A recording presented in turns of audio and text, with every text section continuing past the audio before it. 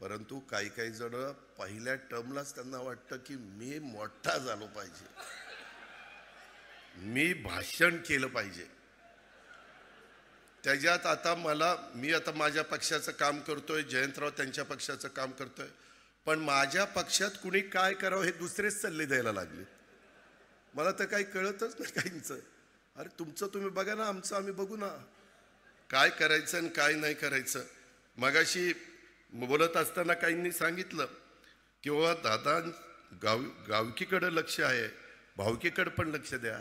भावकीकडे लक्ष दिलं म्हणूनच तू आमदार झालास.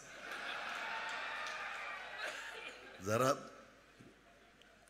जयंतराव त्याला विचारा किती मतं पडली, पोस्टल बॅलेटमध्ये आलाय आपण. त्याच्यामुळं माझ्या कुणी नादी लागू नका, तुम्ही तुमचं काम करा.